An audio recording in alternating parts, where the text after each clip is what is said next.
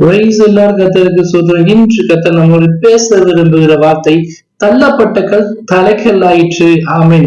எந்த இடத்துல நீங்க ஒதுக்கப்பட்டீங்களோ, தள்ளப்பட்டீங்களோ, வெறுக்கப்பட்டீங்களோ, அவமானப்படுத்தப்பட்டீங்களோ, அதே இடத்துல கர்த்தர் உங்களை உயர்த்தின்னு சொல்றாருங்க. வசனம் என்ன சொல்றதுன்னா, வீடு கர்த்தர்களுக்கு ஆகாது என்று தள்ளப்பட்ட கல்லே மூளைக்கு தலைக்கல் ஆயிற்று. இது கர்த்தராலே ஆயிற்று. இது நம்ம கண்களுக்கு ஆச்சரியமா இருக்கிறது. இந்த விஷயம் உங்களால் ஆனது கிடையாது.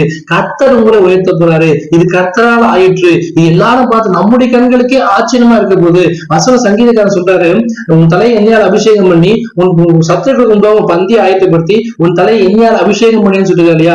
எங்கெல்லாம் யாரெல்லாம் உங்க சத்துருவா நினைச்சு உங்களுக்கு நீங்களா விரட்டினாங்களோ, எதுக்குமே லாக்கி இல்லைன்னு சொல்லி உங்களை ஒதுக்குனாங்களோ, இடத்துல அவமானப்படுத்தப்பட்டு தலை குடிஞ்சு நின்னீங்களோ, அதே இடத்துல கர்த்தர் உங்க தலை உயர்த்தப்படுறாரு. எல்லாரும் பார்த்து ஆச்சரிப்பாங்க. இது கர்த்தரால ஆயிட்டு. கர்த்தர் உங்க வாழ்க்கையில கிரியை செய்யும் காலம் வந்து விட்டது. எங்க அவமானப்படுத்தீங்களோ அதே இடத்துல கர்த்தர் தலை உயர்த்தப்படுறாரு. எண்ணி வச்சவங்க இந்த நாளும் ஆசீர்வாதம் ஆரம்பிக்குது. இது கர்த்தராலே ஆயிற்று. எண்ணெயால் அபிஷேகம் பண்ண போறாரு. சத்துருக்கள் மத்தியில மிகப்பெரிய பந்தி ஆயத்தம் பண்ண போறாரு. எல்லாரும் பார்த்து ஆச்சரியப்படுறாங்க. நிச்சயமாகவே இவர் தேவன் இருக்கிறார்னு சொல்லி உங்களை பார்த்து ஆச்சரியம். தேவனுடைய நாமம் மகிமைப்படும்படியாக உங்களுடைய வாழ்க்கை உயர போகிறது. மலையுமே உள்ள பட்டணம் மாத்த போறாரு. தனிமை, நீ தனியா கிடையாது. இங்க யாருமே என்ன சொல்லி ஒதுக்கப்பட்டிருந்தீங்களா? கர்த்தர் உங்களோடு இருக்காரு. உங்க உயர்த்தும் காலம் வந்து விட்டது.